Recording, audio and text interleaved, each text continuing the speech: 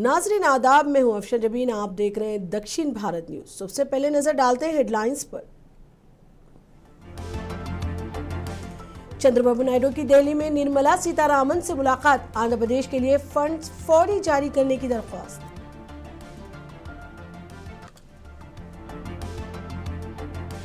कर्नाटक के वजीर आला ने सैलाब ज़दा इलाकों का किया फिजाई सर्वे, सिद्धारामैया ने फसलों और बुनियादी ढांचे के नुकसान का लिया जायजा।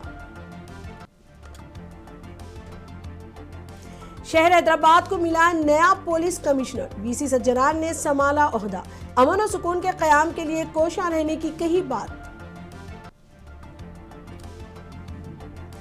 रायचोटी में सीएमआरएफ चेक्स की तकसीम, वजीर ट्रांसपोर्ट मंडीपल्ली रामप्रसाद रेड्डी ने इमदाद का सिलसिला जारी रखने का किया अज़म।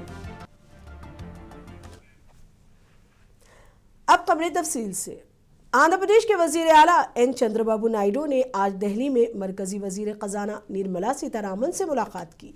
इस मौके पर मरकजी वजीर पी चंद्रशेखर, रियासती वजीर खजाना पी केशव और कई अरकान पार्लिमान भी उनके हमरा मौजूद थे। चीफ मिनिस्टर नायडू ने मरकजी वजीर खजाना से आंध्र प्रदेश को पुरुदोया स्कीम के तहत माली इमदाद फराहम करने की दरख्वास्त की। साथ ही अमरावती और पुलावरम प्रोजेक्ट के जेर इल्तवा फंड्स फौरी जारी करने पर जोर दिया।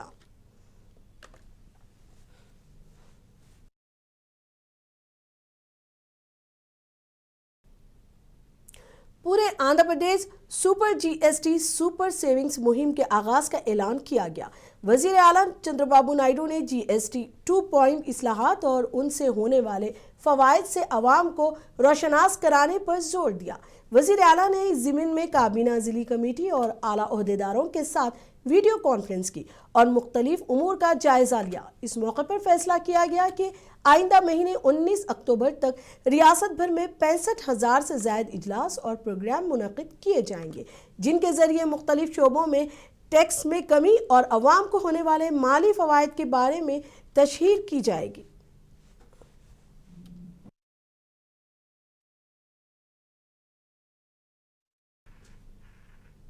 हैदराबाद की कंपनी के LSR इंफ्राटेक लिमिटेड ने आंध्र प्रदेश के सरकारी स्कूलों को 1 लाख नोटबुक्स और कलम बतौर अतिया फराहम की। तालीमी सामान की मालियत तकरीबन 40 लाख रुपए बताई गई है। डॉक्टर सर्वेपल्ली राधाकृष्णन व विद्यार्थी मित्राकटे स्कीम के तहत ये सामान मुहैया कराया गया। एपी के वजीर तालीम नारा लोकेश ने नोटबुक्स की तकसीम के प्रोग्राम का आगाज करते हुए ट्रक को झंडी दिखाकर रवाना किया। इस मौके पर MLC B Ravi Chandra Yadav, KLSR Infratech के managing director KL Sridhar Reddy, director K Pratim Reddy और Samagra Shiksha project director B Srinivas Rao भी मौजूद थे।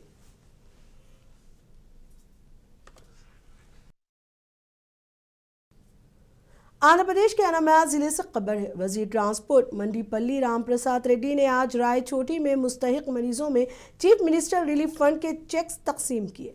इस मौके पर उन्होंने बताया कि 92 मरीजों को इलाज करवाने के लिए 72 लाख रुपए फराहम किए गए हैं। वजीर मौसूफ ने कहा कि गरीब और मुस्तहिक मरीजों की मदद हुकूमत की अव्वलीन तरजीह है और चीफ मिनिस्टर रिलीफ फंड के जरिए अवाम को बर वक्त सहूलतें फराहम की जा रही हैं। मंडीपल्ली रामप्रसाद रेड्डी ने मजीद बताया कि मखलूत हुकूमत इक़्तिदार में आने के बाद से लेकर अब तक उनके हल्का इंतखाब में 5 करोड़ 32 लाख रुपए मालियत के रिलीफ फंड चेक तकसीम किए गए हैं।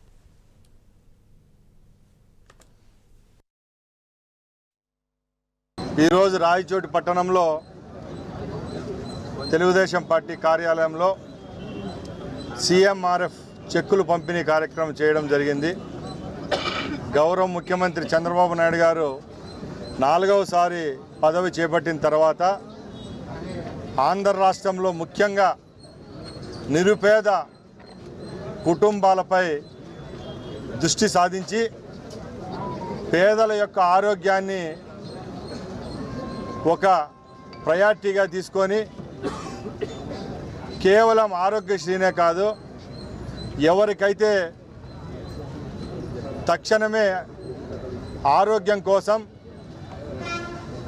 ప్రైవేట్ హాస్పిటల్లకు వెళ్ళి ట్రీట్మెంట్ తీసుకుంటారో వాళ్ళ కోసం గతంలో మాదిరిగానే ఈ పర్యాయం కూడా chief minister relief fund program ఏదైతే అది విజయవంతంగా చేపట్టడం జరుగుతూ ఉంది. దానిలో భాగంగానే మన నియోజకవర్గమైన రాయచోట్లో గతంలో ఎప్పుడూ లేని విధంగా ఈ ప్రభుత్వం ఏర్పాటైన 12 నెలల్లోనే 5,15,00,000 రూపాయలు శాంక్షన్ చేయడం జరిగింది. సుమారు 500 మంది పేషెంట్లు ఎవరైతే దీని కింద ట్రీట్మెంట్ తీసుకున్నారో వాళ్ళందరికీ ఏ విధమైన సమస్యలు లేవనెత్తకుండా వాళ్ళ వాళ్ళకైతేనేం చేదోడు వాదోడుగా ఒక పెద్దన్నలాగా ఈ ప్రోగ్రామ్ను अनमना जिले के रायचोटी में भी आज वाईएसआर कांग्रेस पार्टी एससी सेल ने एहतजाज किया। जिला सदर कमलाकर की क़यादत में एहतजाजी रैली निकाली गई। मेडिकल कॉलेजों की निजकारी की मुखालिफत में ये मुजाहरा किया गया। ये रैली पार्टी जिला दफ्तर से शुरू होकर कौमी शहरा पर वाक़ डॉक्टर BR अम्बेडकर के मुजस्समे तक पहुंची। इन कायदीन ने अम्बेडकर के मुजस्समे को अलामती तौर पर अपने मुतालबात पर मबनी याददाश्त भी पेश की।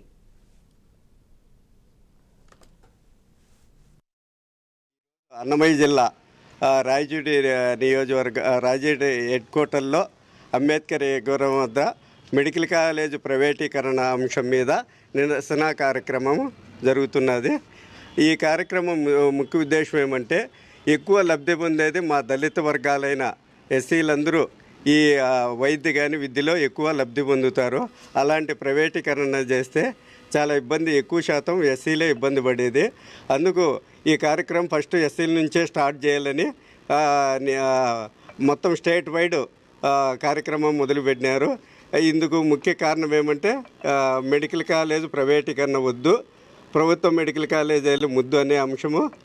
రాష్ట్ర వ్యాప్తంగా వైఎస్ఆర్ కాంగ్రెస్ పార్టీ చేపట్టినటువంటి నిరసన కార్యక్రమం పార్టీ కేంద్ర కార్యాలయం నుంచి ఎస్సీసీఎల్ ఉన్నటువంటి అందరూ ఈ రాష్ట్రంలో జరుగుతున్నటువంటి ప్రైవేటీకరణను ఆపాలని చెప్పి పిలుపు మేరకు మా జిల్లా అధ్యక్షులు అకేపాటి అమర్నాథ్ రెడ్డి ఆదేశాల మేరకు మేము ఈ నిరసన కార్యక్రమం చేస్తున్నాము.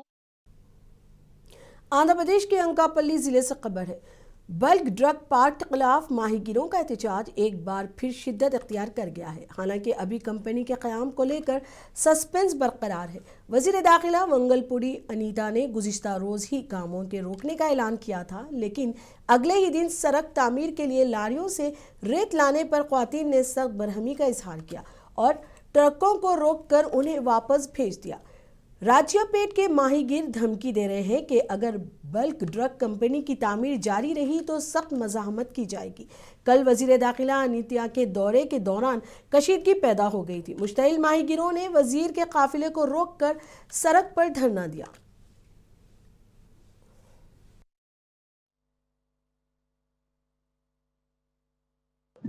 పదహారు రోజులుగా బల్క్ డ్రగ్ పార్క్ విషయంలో రాజేపేట గ్రామస్తులు ఒక ధర్నా కార్యక్రమాన్ని నిర్వహించడం మీ అందరికీ తెలుసు. దానిలో భాగంగానే రీసెంట్ గా వాళ్ళందరూ కూడా నేను ఒకసారి వాళ్ళ విలేజ్ కి రావాలి అని కోరుకున్నారు. కంపల్సరీగా వస్తానని చెప్పి నేను అసెంబ్లీ సమావేశాలు జరుగుతుండగానే వాళ్ళందరికీ కూడా నేను కంపల్సరీగా అక్కడికి కార్యక్రమానికి వస్తాను అని చెప్పి నేను వాళ్ళకి రాజేపేట గ్రామస్తులందరికీ కూడా మాట ఇచ్చున్నాను. రాజేపేట గ్రామస్తులందరితోని కూడా మాట్లాడడానికి వాళ్ళకి చెప్పిన డేట్ కన్నా ఒక రోజు ముందే ఈ రోజు నేను ఆ కార్యక్రమానికి వెళ్ళడం జరిగింది. అక్కడికి వెళ్ళిన తర్వాత రాజేపేట గ్రామస్తులతో పాటు బయట నుంచి వచ్చిన కొంతమంది కూడా ఆ బల్క్ డ్రగ్ కి సంబంధించిన విషయాల గురించి వాళ్ళు కొంత ప్రసంగాలు కూడా ఇవ్వడం జరిగింది. కొన్ని విషయాలు నాకు కూడా చెప్పున్నారు. ఓవరాల్ గా విషయం ఏంటంటే వాళ్ళందరూ కూడా కొంత భద్రతా భావంలోని, కొంత అమాయకత్వంతో, కొంతమంది రెచ్చగొట్టి అలాంటి పరిస్థితిలోని ఓవరాల్ గా ఏమైనా కూడా వాళ్ళందరికీ మంచి జరగాలని కోరిక మీద అయితే వాళ్ళందరూ ఉన్నారు. నేను అదైతే చాలా క్లారిటీగా ఉన్నాను. అయితే విషయం ఏంటంటే అంటే కొంతమంది దీని వల్ల జరిగే నష్టాలు వాళ్ళకి వివరించడంలో కానీ, లేకపోతే వాళ్ళ లాభాలు వివరించడంలో కానీ, what ever it may be, ఏం జరిగినా రాజీపేట గ్రామస్తులకి కొంత అపనమ్మకం అన్నది ఏర్పడింది. వాళ్ళ అపనమ్మకం ఏర్పడడంలో వాళ్ళ తప్పు నేనేం చెప్పట్లేదు. ఎందుకంటే అక్కడ హెటిరో కంపెనీ వల్ల వాళ్ళు చాలా ఇబ్బందులు పడ్డారు. లాస్ట్ అపోజిషన్ పార్టీలో ఉండేటప్పుడు కూడా వాళ్ళు ఏదో పైప్ లైన్ విషయంలో దగ్గర దగ్గర 200 రోజులు ధర్నా చేశారు. जिला करपा के प्रोदुटूर हलके से खबर है, कांग्रेस पार्टी के इंचार्ज इरफान बादशाह ने तरक्याती मसाइल पर मीडिया से बात की। उन्होंने कहा कि अवाम मौजूदा एमएलए की कारकर्दगी से मुतमईन नहीं है, क्योंकि हलके में हुए तरक्याती काम ना होने के बराबर है। इरफान बादशाह ने इल्ज़ाम लगाया कि खाद और बुनियादी मसाइल पर आवाज़ उठाने वालों को धमकियां दी जा रही हैं। कांग्रेस लीडर ने कहा कि रियासत में इक़्तिदार की तब्दीली के 16 महीनों बाद भी हालात में सुधार नहीं आया है। ఈ ప్రెస్ మీట్ పెట్టడానికి ముఖ్య కారణం ఏంటంటే ప్రొద్దుటూరు ప్రజలకు మన ప్రొద్దుటూరులో ఏం జరుగుతూ ఉంది, రాజకీయ పరంగా ఏం జరుగుతుందనే విషయం తెలియజేయాలని చెప్పి ప్రజల కోసం ఈ ప్రెస్ మీట్ పెట్టడం జరుగుతూ ఉంది. మొన్న జరిగిన అసెంబ్లీ సమావేశాల్లో ప్రొద్దుటూరు నియోజకవర్గానికి సంబంధించి అభివృద్ధి పనులు కానీ అలాగే ప్రొద్దుటూరులో ఉండబడిన సమస్యల మీద కానీ ఏదన్నా మాట్లాడి దాని పరిష్కారాలు ఏమన్నా వెతుకుతారేమో అని చెప్పి అందరు ఆశించారు.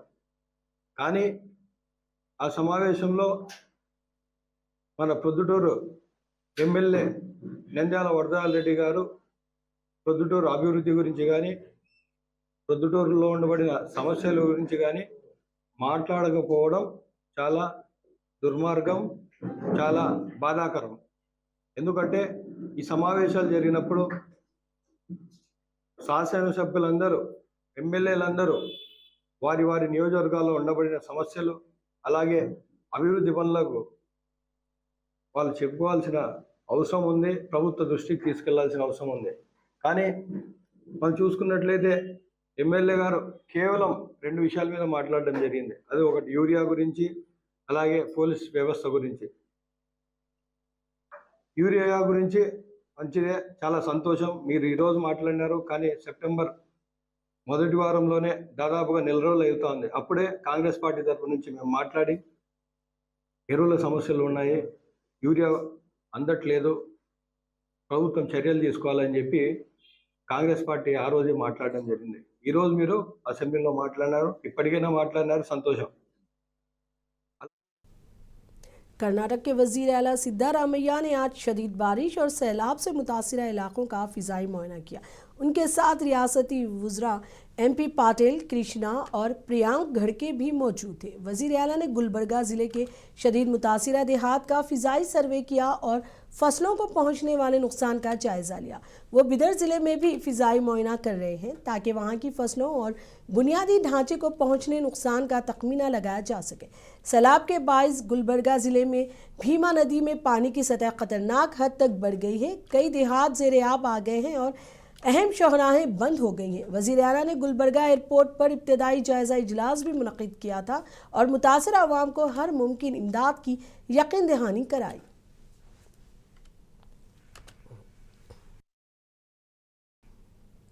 कर्नाटक के ज़िला बासन से खबर है, आलूर इलाके में एक मशकूक धमाका हुआ है। शदीद नौयत के धमाके में एक जोड़ा शदीद ज़ख्मी हुआ, जिन्हें हस्पताल मुंतकिल कर दिया गया है। पुलिस के मुताबिक ये वाक़या पीर की रात पेश आया।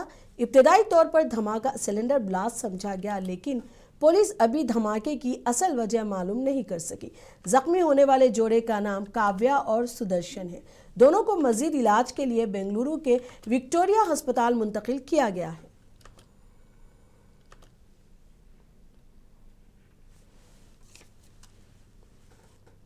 विजयनगरम से खबर है, आंध्र प्रदेश की वजीर दाखिला वंगलापुड़ी अनीता ने आज अपने दौरे में कम उम्र लड़कों को गाड़ियां चलाने पर सख्त तनबीह की।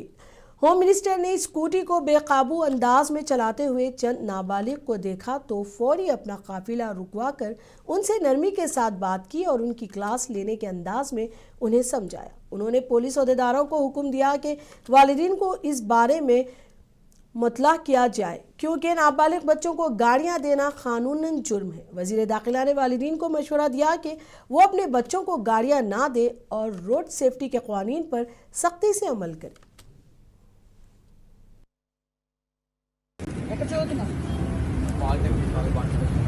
పాలిటెక్నికల్ కాలేజ్ తప్పు కదా, యాక్సిడెంట్ ఏదైనా అయితే పరిస్థితి ఏంట్రా మీకు?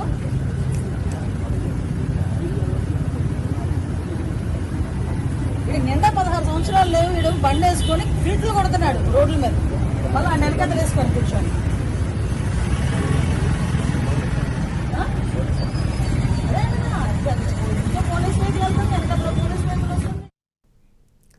सीनियर आईपीएस ऑफिसर सीवी आनंद ने आज तेलंगाना सेक्रेटरिएट में रियासती महकमा दाखिला के स्पेशल प्रिंसिपल सेक्रेटरी की हैसियत से ओहदा संभाल लिया।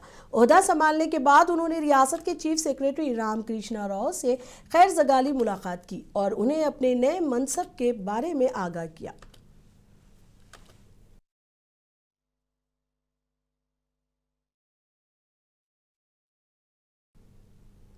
सीनियर आईपीएस अफसर वीसी सज्जनार ने आज बाज़ाब्ता तौर पर हैदराबाद पुलिस कमिश्नर का ओहदा संभाल लिया। बंजारा हिल्स वाक़े आईसीसी में मुनक़िदा तकरीब के दौरान उन्होंने जिम्मेदारियां संभाली। वीसी सज्जनार ने सीवी आनंद की जगह ली है। इससे कबल वो 4 बरसों तक टीएसआरटीसी के मैनेजिंग डायरेक्टर के तौर पर खिदमत अंजाम दे चुके हैं। ओहदा संभालने के बाद पुलिस कमिश्नर ने कहा कि हैदराबाद शहर में अमन व अमान सुकून कायम रखना अव्वलीन तरजीह है और पुलिस महकमा अवाम की खिदमत के लिए मौसर तरीके से और पूरी दयानतदारी से काम करता रहेगा।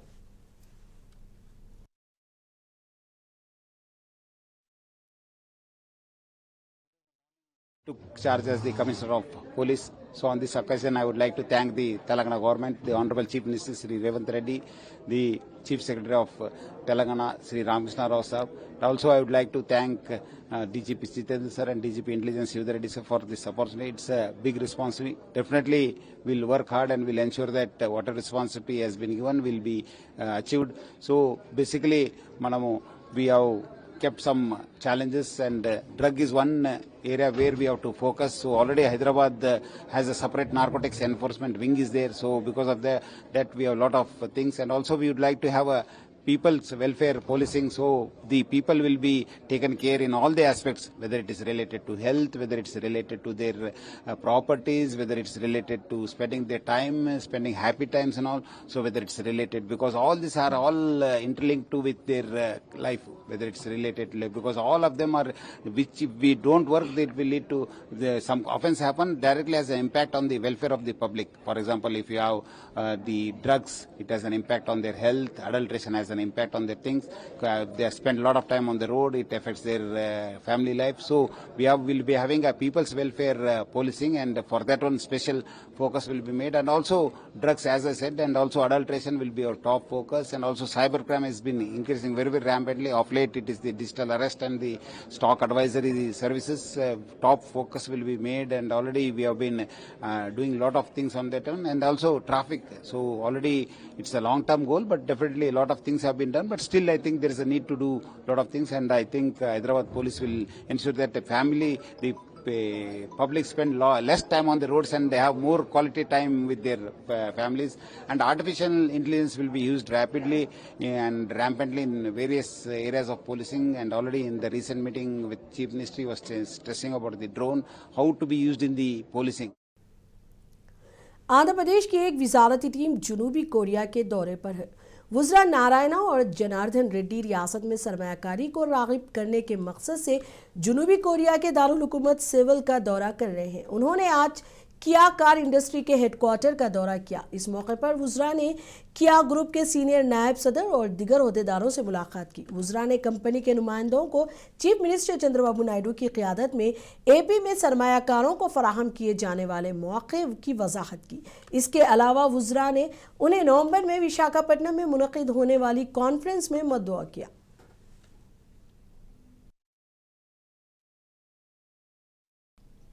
आंध्र प्रदेश हुकूमत पुराने राशन कार्ड्स की जगह स्मार्ट राशन कार्ड्स फराहम कर रही है। कर्नूल जिले में तकरीबन 6,06,000 स्मार्ट कार्ड्स तैयार हो चुके हैं और उनकी तकसीम की जिम्मेदारी रेवेन्यू अफसरान को सौंपी गई है। ताहम कर्नूल के शहरी इलाकों में मौजूद 1 लाख से ज़ायद कार्ड्स में से सिर्फ 10 से 15% अवाम में तकसीम किए जा सके हैं। अफसरान के मुताबिक ताख़ीर की बुनियादी वजह इंटरनेट और तकनीकी मसाइल है। हुकूमत की हिदायत के मुताबिक कार्ड जारी करने से कबल ख़ानदान के सरबराह या किसी फ़र्द की तस्वीर घर के सामने लेकर सॉफ्टवेयर में अपलोड करना ज़रूरी है, लेकिन तस्वीर अपलोड करने में मुसलसल दुश्वारियाँ पेश आ रही हैं। ऐसे में हज़ारों ख़ानदान अपने नए स्मार्ट राशन कार्ड्स के मुंतज़िर हैं।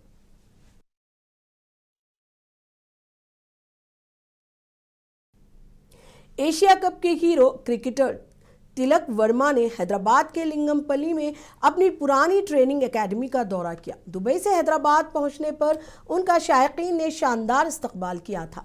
तिलक वर्मा ने कहा कि वो टीम इंडिया को जिताने के मकसद से खेलते हैं और पाकिस्तान के खिलाफ फाइनल मैच में जीत के लिए मुकम्मल अज़म के साथ खेले थे।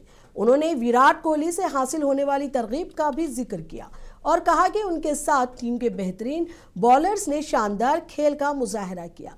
एकेडमी में तरबियत हासिल करने वाले नौजवान खिलाड़ियों से मुलाकात के दौरान तिलक वर्मा ने अपनी तजुर्बात शेयर किए और कहा कि हर मैच में हिकमत अमली बदल कर जीत के लिए मेहनत की गई। इस मौके पर मुंसिफ टीवी ने तिलक वर्मा के कोच सलाम से भी बात की।